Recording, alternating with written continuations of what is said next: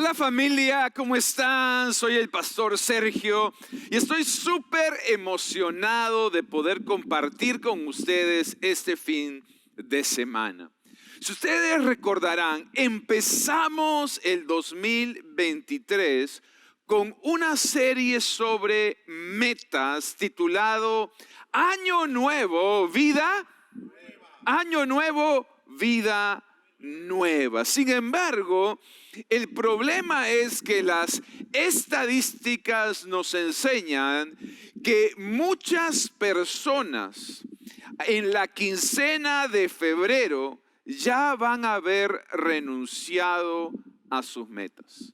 Muchas personas, justamente en esta época del año, ya han soltado, dejado o renunciado a sus metas. Es por esa razón que me gustaría compartir con ustedes un tema que estoy seguro te van a ayudar a continuar con los planes y con las metas que Dios tiene para tu vida. El título del mensaje es Tiempo de cambiar. Tiempo de... Es tiempo de... Febrero no es tiempo de quejarte, no es tiempo de lamentarte, no es tiempo de preocuparte, es tiempo de cambiar. Así que hoy me gustaría empezar diciendo lo siguiente: nada va a cambiar en tu vida si tú no estás dispuesto a cambiar. Voy a volver a decirlo. Nada va a cambiar en tu vida si tú no estás dispuesto a cambiar.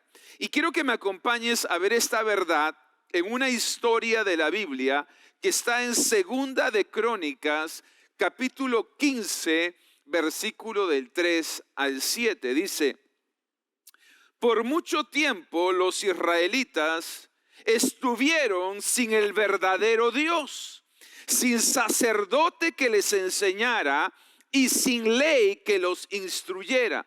Pero cada vez que estaban en dificultades, se volvían al Señor su Dios de Israel y lo buscaban, lo encontraban. En estos tiempos oscuros no se podía viajar con seguridad y los problemas perturbaban a los habitantes de todos los países. No era una crisis nacional, era una crisis global, ¿no? Y dice ahí, nación luchaba contra nación, ciudad contra ciudad, porque Dios les afligía con todo tipo de dificultades. Pero en cuanto a ustedes, sean fuertes y valientes, porque su trabajo será recompensado.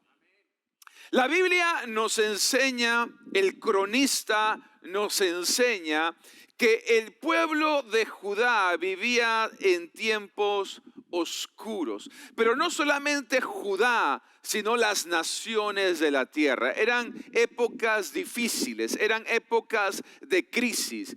Pero la crisis más grande es que el pueblo de Dios se había olvidado de su Dios, se había olvidado de su palabra y vivían alejados de Él. Sin embargo, cada vez que estaban en dificultades, cada vez que se metían en problemas, ellos volvían, ellos se acercaban a Dios para que Dios los ayudara, para que Dios los librara del problema. Y esto es interesante porque nos deja un primer principio o una primera verdad, y es la siguiente: muchas veces un problema es una invitación de Dios para cambiar. Voy a volver a decirlo. Muchas veces un problema no es otra cosa que una invitación de Dios para cambiar. ¿Qué sucedía cada vez que venía un problema donde Israel? Ellos cambiaban. Ellos estaban lejos de Dios, daban media vuelta y se acercaban a Dios. Eso se llama cambio. Y cada vez que ellos estaban pasando una dificultad, una adversidad o un problema, ellos sabían, es tiempo de cambiar, es tiempo de cambiar. Yo me he dado cuenta en mi propia vida que muchas veces Dios permite adversidades, permite pruebas, porque son como una manera de llamar mi atención, son como un despertador para mi alma, y ese despertador me dice, es tiempo de cambiar, es tiempo de cambiar. Hay cosas que tienes que corregir, hay cosas que tienes que cambiar, hay cosas que tienes que mejorar en tu vida. Así que yo te invito a que te hagas esta pregunta. Si estás pasando por un problema, por una prueba, por una adversidad, ¿no será que Dios te está despertando o te está llamando la atención para que cambies en alguna área de tu vida? Porque todo lo que Dios permite, las pruebas y las dificultades en mi vida, siempre tienen un propósito. Y muchas veces el propósito es el cambio. Muchas veces el propósito de Dios con las pruebas, con las dificultades, con las adversidades que Él permite en nuestras vidas es que cambiemos. Cambiemos de dirección, cambiemos de rumbo, cambiemos de actitudes, cambiemos de hábitos. Por ejemplo, si Dios quizás ha permitido una enfermedad en tu vida, es probablemente porque Dios quiere que cambies tu estilo de vida, tus hábitos alimenticios. Quizás Dios ha permitido un problema en tu matrimonio porque Él quiere que cambies la manera que tratas a tu cónyuge. Quizás Dios ha permitido ese problema financiero porque Él quiere que cambies la manera que administras tus finanzas.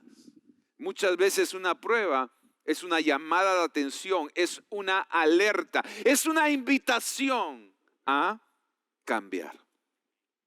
Así que hoy vamos a hablar de uno de los reyes de Judá.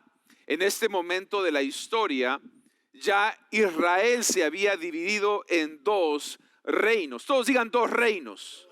El reino del norte y el reino del sur. El reino del norte conservó el nombre de Israel. El reino del sur comenzó a llamarse Judá. ¿Cómo se llamaba? Judá. Hoy vamos a hablar del reino del sur y de Judá. Y el rey de Judá era el rey Asa. El rey Asa.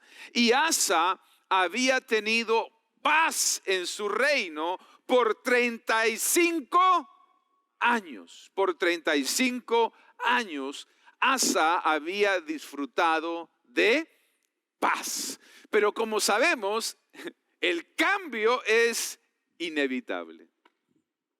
Y todas las temporadas en nuestra vida van a cambiar. Así que eso le pasó a Asa. 35 años de paz. Pero todo cambió en el capítulo 16. Porque en el capítulo 16 la Biblia dice lo siguiente. En el año 36 del reinado de Asa, Baasa, rey de Israel, o sea, el reino del norte, el rey de Israel invadió Judá, el reino del sur, y fortificó Ramá para que nadie pueda entrar ni salir del territorio del rey Asa en Judá. En respuesta, Asa retiró la plata y el oro de los tesoros del templo del Señor y del palacio real. Los envió al rey Ben-Hadad de Aram. Aram era Siria. Aram en ese tiempo es lo que hoy conocemos como la nación de Siria, quien gobernaba en Damasco, junto con el siguiente mensaje: hagamos un tratado, hagamos un pacto, hagamos una alianza tú y yo, como hicieron tu padre y mi padre. Mira, te envío plata y oro, rompe el tratado con Baasa, rey de Israel, para que me deje en paz. Para que me deje, ¿cómo? En paz. De pronto 35 años de paz se ven interrumpidos porque todo en la vida cambia. Todo en la vida cambia. Y en el capítulo 16 vemos cómo el rey del norte ataca el reino del sur. Israel invade Judá y lo pone en un serio problema. En un serio problema. Hasta ahora, Asa siempre había confiado en Dios y por eso había tenido 35 años ¿de qué? De paz. Pero en este momento, Asa empieza a poner su confianza no en Dios, sino en el rey de Aram, en el rey de Siria. Y miren lo que acontece. Miren lo que acontece. Dice, en ese tiempo Hanani, el vidente, fue a ver al rey Asa y le dijo, por cuanto pusiste tu confianza en el rey de Aram, en lugar de confiar en el Señor tu Dios, perdiste la oportunidad de destruir al ejército de Aram. ¿No recuerdas lo que le pasó a los etíopes, a los libios y a su enorme ejército, junto con todos sus carros de guerra y los conductores? En ese tiempo confiaste en el Señor y Él los entregó en tus manos. Los ojos del Señor recorren toda la tierra para fortalecer a los que tienen el corazón totalmente comprometido con Él. Qué necio has sido. De ahora en adelante estarás en guerra. O sea, se terminó la paz. Vas a estar en guerra. ¿Por qué? Porque confiaste en el hombre y no en Dios. Confiaste en el rey de Siria y no confiaste en el rey de reyes y señor de señores.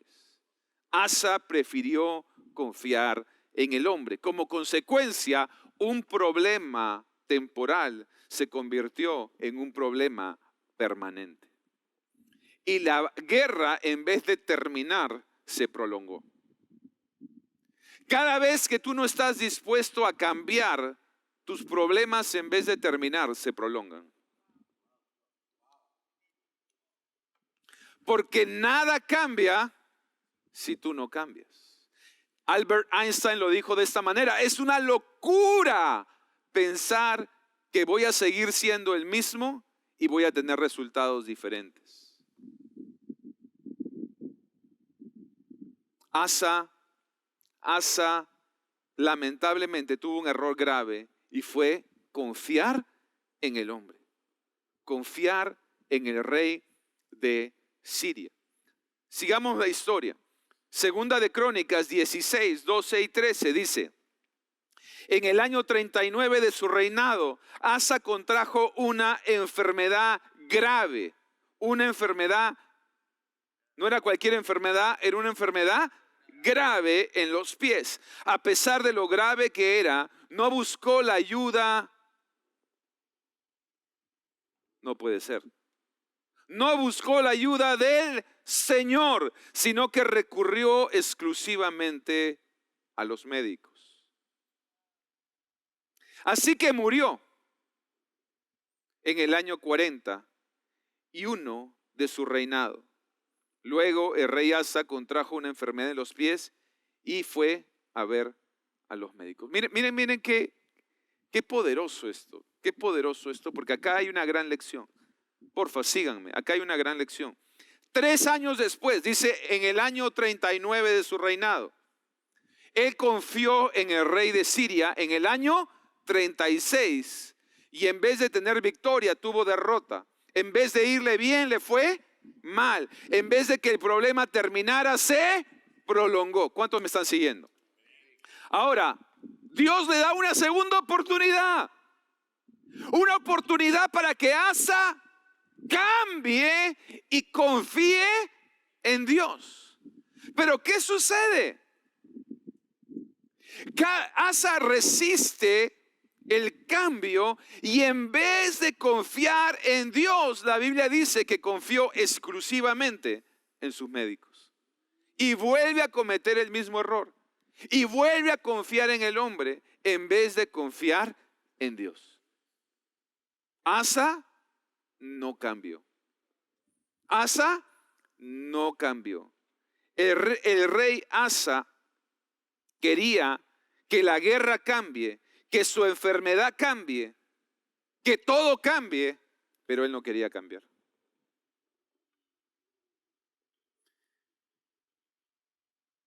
El rey Asa prefirió seguir tratando de resolver sus problemas en sus fuerzas, con sus recursos, con sus relaciones, pero simplemente no funcionó.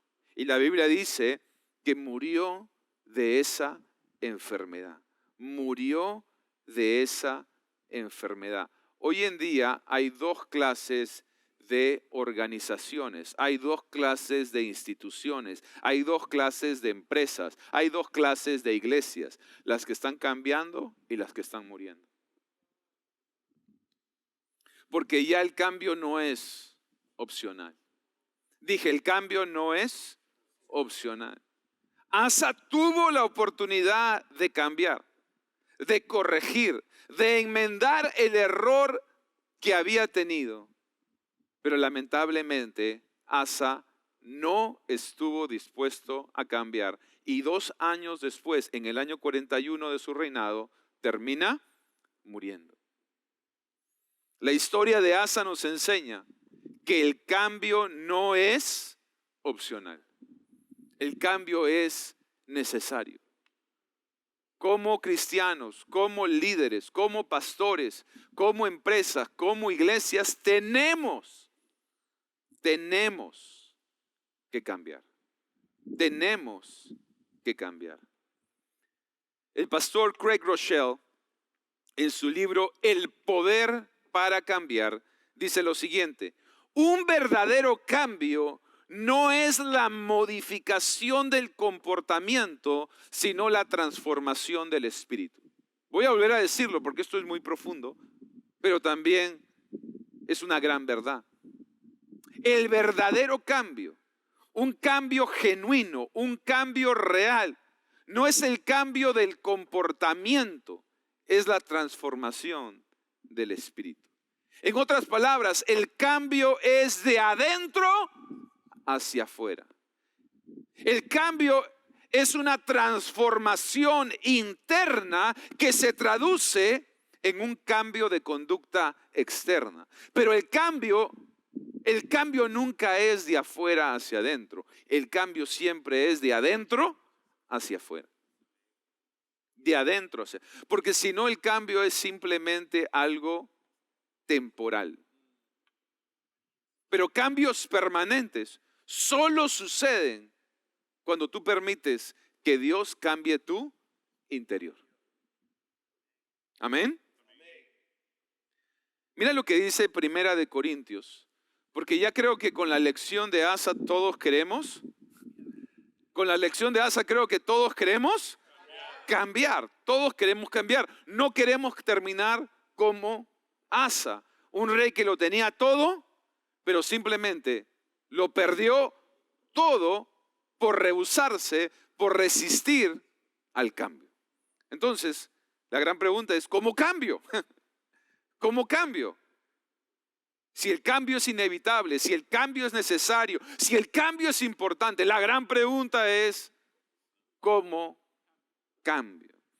Y espero darles una respuesta con este texto. Primera de Corintios 15, verso 9 al 10, dice: yo soy el más insignificante de los apóstoles. Mira cómo empieza el texto. Yo soy el más insignificante, el más pequeño de los apóstoles. Título que ni siquiera debería ostentar porque perseguía la iglesia de Dios. Pero lo que soy, lo soy por la gracia de Dios. Todos digan la gracia de Dios. Dilo con más fuerza, la gracia de Dios. Dilo con todo tu corazón, la gracia de Dios. Soy todo lo que soy. He logrado todo lo que he logrado por la gracia de Dios. Y su gracia no ha sido en vano. Esto me encanta. He trabajado más que todos ellos. Si bien es cierto que no he sido yo, sino la gracia de Dios que ha obrado por medio de mí. El apóstol Pablo admite en este pasaje que él en un momento de su vida fue un perseguidor de la iglesia.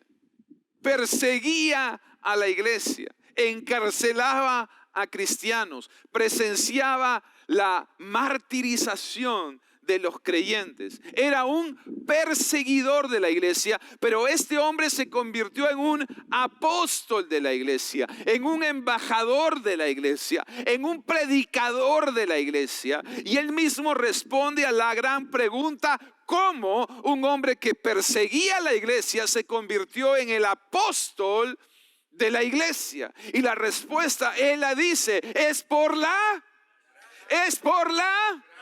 ¿Cómo podemos cambiar? Por la gracia de Dios. Es tiempo de cambiar, pero la gracia es la que me da el poder para cambiar. Es la gracia la que me da el poder para cambiar. Me encanta esto. Escríbelo, por favor. El verdadero cambio no es gracias a la fuerza de voluntad, sino a la fuerza de la gracia.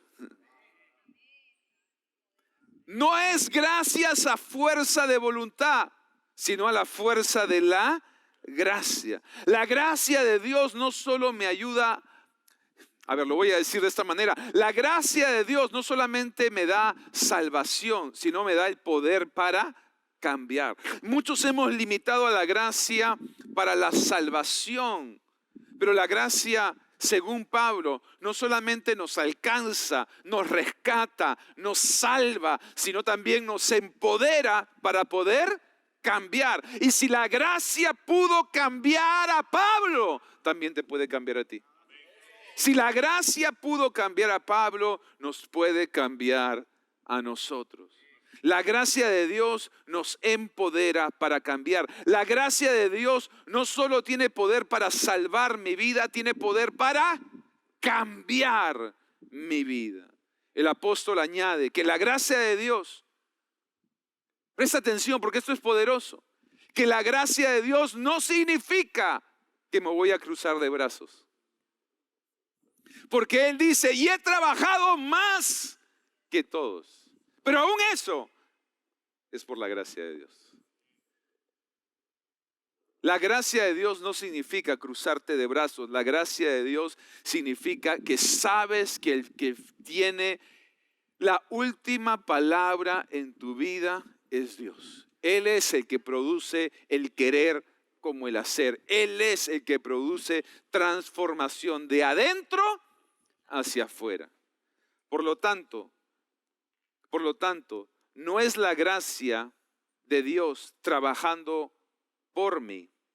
No es la gracia de Dios trabajando sin mí. Es la gracia de Dios trabajando en mí. Lo voy a volver a decir.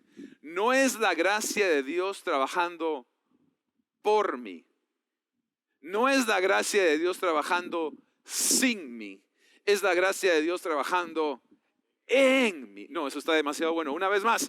No es la gracia de Dios trabajando sin mí. No es la gracia de Dios trabajando por mí. Es la gracia de Dios trabajando en mí. Es de adentro hacia afuera.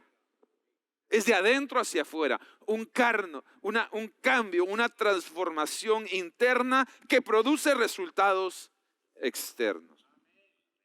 Por lo tanto, esto es increíble. Es la gracia de Dios. Es la gracia de Dios. Es la gracia de Dios. Es por eso que el mismo apóstol Pablo dice en su carta a los Corintios, en el segundo capítulo, en la segunda carta, él se reafirma. En la primera carta dice, es la gracia de Dios, es la gracia de Dios, es la gracia de Dios trabajando en mí. Es lo que me transformó de un perseguidor de la iglesia a un predicador de la iglesia. ¿Cuántos me están siguiendo? Pero luego en la segunda carta que le escribe a Corintios les dice, hey, bástate de mi gracia. He pasado por problemas y hay una situación que yo no puedo controlar, pero Dios me dijo, bástate de mi gracia, porque mi gracia actúa en medio de mi debilidad. Mi gracia actúa en medio de mi debilidad. Una vez más, Pablo apela al poder de la gracia, al poder de la gracia, al poder de la gracia.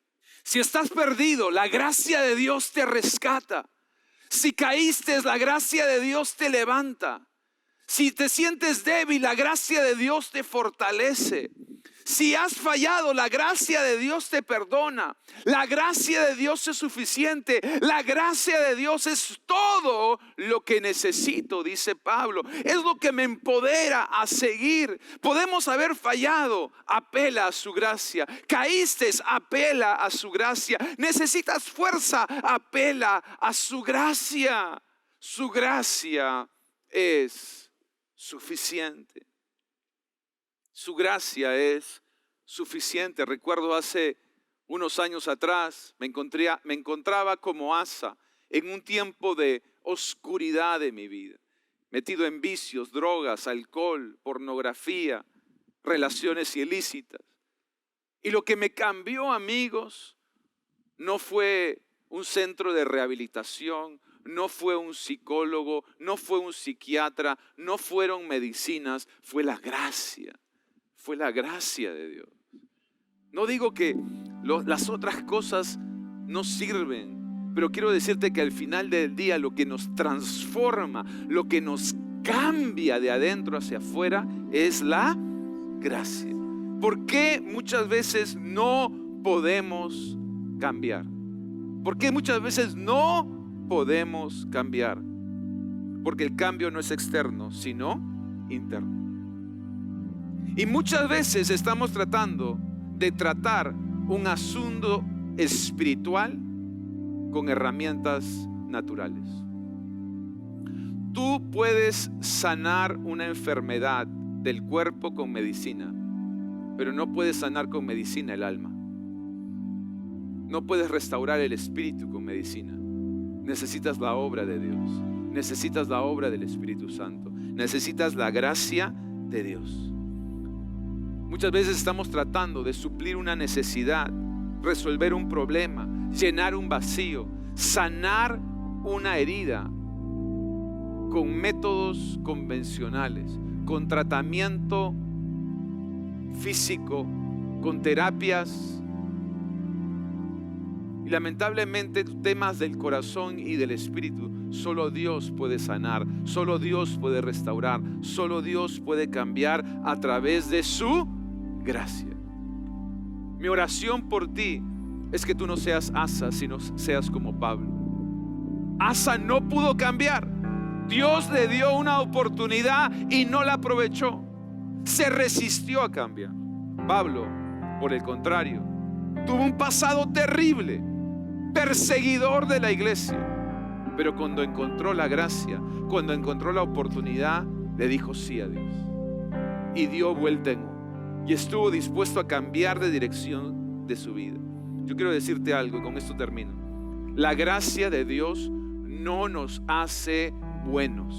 La gracia de Dios nos hace salvos. La gracia de Dios nos hace salvos. Quiero que tú te quedes con esta frase al final del mensaje. La primera necesidad, la más importante del ser humano, no es ser más bueno, es ser salvo. Y la salvación solo se obtiene por gracia. Así que te invito a que ahí donde tú estás, recibas a Jesús en tu corazón. Porque cuando recibes a Jesús, recibes su gracia. Pero no te quedes en eso, no te quedes en la salvación. Da el siguiente paso y permite que esa gracia también te transforme, te regenere, te restaure, te sane, te cambie por dentro. Y cuando la gracia toca tu interior, hay una manifestación en tu interior y comienzas a comportarte diferente, a pensar diferente, a hablar diferente, a actuar diferente. No por tu fuerza de voluntad, sino por la fuerza de la gracia. Y yo siento que en este lugar hay personas que necesitan urgentemente de la gracia de Dios. Algunos porque están lejos y perdidos, pero otros porque están débiles, porque están pasando por problemas, porque están pasando por una crisis, porque quieren cambiar sus vidas, pero no saben cómo. Lo increíble es que la gracia no solo puede alcanzar al perdido, puede levantar al caído. Voy a volver a decirlo, la gracia no solo puede alcanzar al perdido, puede levantar al caído. Así que vamos a cerrar nuestros ojos. Padre, yo te doy gracias, Señor. Te doy gracias por tu palabra. Te doy gracias por este mensaje. Sé que muchas personas saben que es tiempo de cambiar, pero muchos han estado preguntando, ¿cómo, Señor? ¿Cómo puedo dejar este vicio? ¿Cómo puedo dejar esta adicción? ¿Cómo puedo cambiar este hábito? ¿Cómo, Señor? Y la respuesta es sencilla. Bástate de mi gracia. Mi poder se acentúa en tu debilidad. Cuando tú no puedes, yo puedo. Hoy permite que la gracia de Dios te abrace. Que la gracia de Dios te abrace para perdonarte y limpiarte. Que la gracia de Dios te abrace para levantarte y restaurarte. Que la gracia de Dios te abrace para fortalecerte y consolarte. Que la gracia de Dios hoy ponga ese querer como el hacer la voluntad de Dios. Que la gracia de Dios produzca una transformación interna. Que la gracia de Dios hoy cambie tu ser. Espíritu Santo, llega a través de este mensaje a lo profundo, a lo hondo de cada corazón. Haz una cirugía espiritual en el alma, en el espíritu. Cambia y transforma corazones. Cambia y transforma vidas. Mira que te lo pido en el nombre de Jesús. Amén y amén. Iglesia, ha sido increíble conectar con ustedes. No se pierdan la segunda parte de este mensaje, tiempo de cambiar. Nos vemos la próxima semana. Dios los bendiga.